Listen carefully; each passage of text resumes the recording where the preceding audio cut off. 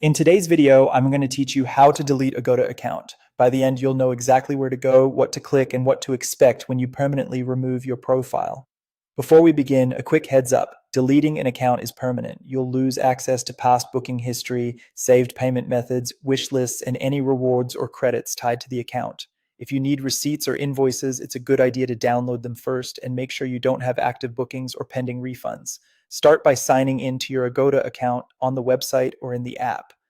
Use the same login method you originally chose, whether that's email and password or a connected account. If you're having trouble getting in, use the standard account recovery options on the sign-in page to reset access before continuing.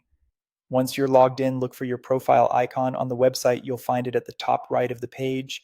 It might appear as your initials or a small avatar.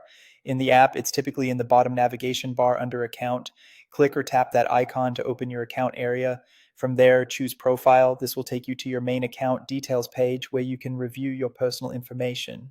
Take a quick moment here to double check whether you have upcoming stays or transactions linked to this account. If you do, consider resolving those first so nothing is disrupted when the account is removed. On the profile page, scroll until you see the option labeled Delete My Account. It can be easy to overlook, so scan near the bottom or within privacy sections. When you select it, Agoda will remind you what will be removed and may outline the consequences for things like stored data and loyalty balances. Read that message carefully to make sure you're ready. To finish, confirm the deletion. You'll typically see a confirmation prompt, and you may be asked for your password, a verification code, or a brief reason for leaving.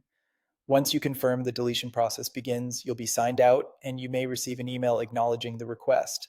Keep in mind that some data may be retained for legal or transactional reasons, but your account access and profile will be removed.